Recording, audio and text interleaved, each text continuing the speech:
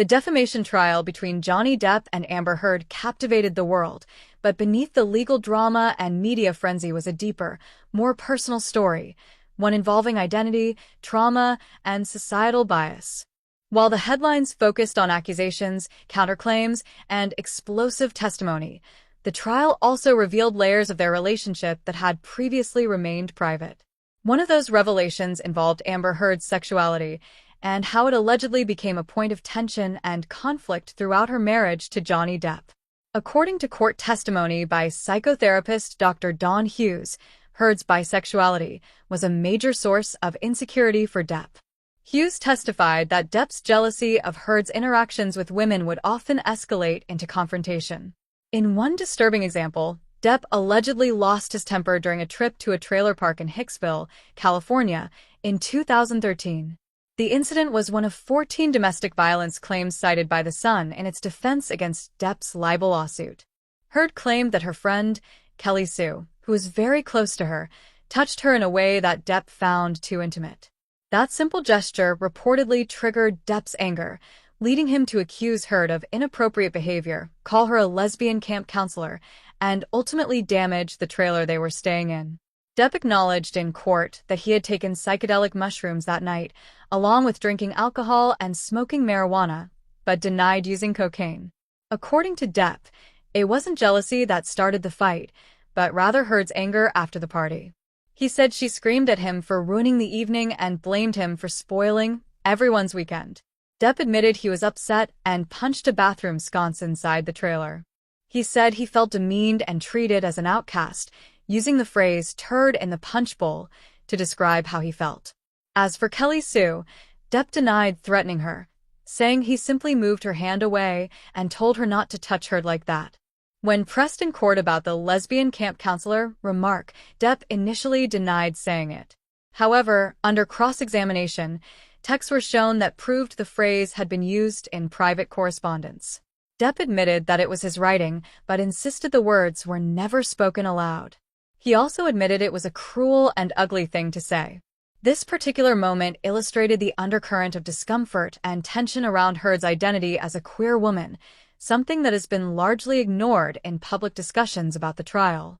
Amber Heard has been open about her bisexuality for over a decade, yet it was rarely discussed with nuance during the trial. Instead, it was used to question her trustworthiness, fuel narratives of promiscuity, and paint her as unstable. In a powerful unsent email read aloud during the trial, Heard wrote to Depp expressing her emotional conflict. She compared him to Dr. Jekyll and Mr. Hyde, writing, "I have a fierce affection for half of you, and I fear the other. I can't handle him. I wish I could, but I'm not able to. Drinking gives me confidence that I'm facing the monster, the maltreated, anxious, fearful, and aggressive little boy. I simply can't determine where the line begins." Despite such emotional testimony, Depp's legal team argued that Heard fabricated her abuse claims. Depp called the allegations false and suggested that Heard had been building a paper trail from early in their relationship as a form of protection or manipulation. A hoax was the term he used. He accused Heard of saving texts and writing emails as insurance for a future legal battle. The defense pushed back, pointing out that the emotional toll and complexity of their relationship couldn't be reduced to falsehoods or exaggerations. What unfolded beyond the courtroom was even more telling. Public opinion overwhelmingly favored Depp. On platforms like Twitter and TikTok, Heard was vilified, mocked, and turned into a villainous meme. Hashtags like #AmberHeard is a psychopath and #AmberHeard is a liar flooded social media. Murals in New York mocked her testimony, celebrities parroted her statements, and her accusations were reduced to jokes. It became clear that many had already made up their minds, without knowing the full picture. Vice later reported that a right-wing media outlet, The Daily Wire, had funded anti-Heard content on Facebook, helping shape the public narrative against her and turning the trial into a supposed backlash against the Me Too movement.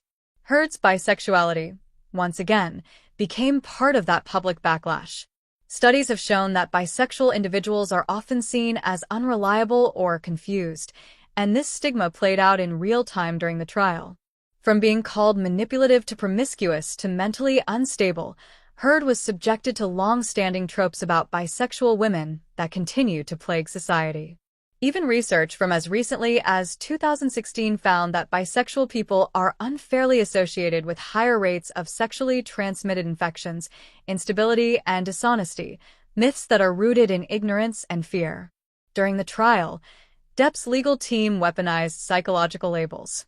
One of their experts claimed Heard suffered from borderline and histrionic personality disorders. Those terms, while clinical, were used to portray her as volatile and manipulative. Online, the reaction was swift.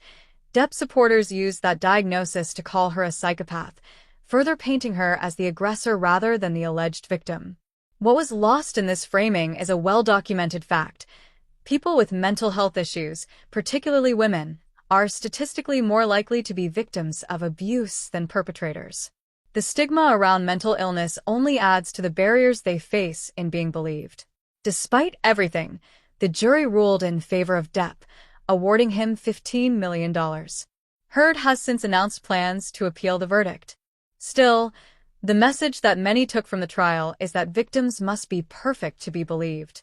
If you're bisexual, if you've ever struggled with mental illness, if you're emotionally expressive or complicated, you may find yourself doubted, mocked, or even demonized. In the end, the defamation trial wasn't just about two celebrities. It was about how society treats survivors. It was about how deeply rooted biases continue to shape public perception. And it was a sobering reminder of how quickly our culture can turn on someone, especially when that person defies the narrow mold of what a credible victim looks like. As we process the outcome of this high-profile case, we must ask ourselves what kind of message this sends, not just to Heard, but to anyone who has ever been afraid to come forward. Anyone whose truth doesn't fit neatly into public expectations. Will we choose empathy over entertainment next time? Will we believe survivors, even when their story makes us uncomfortable? Only time will tell.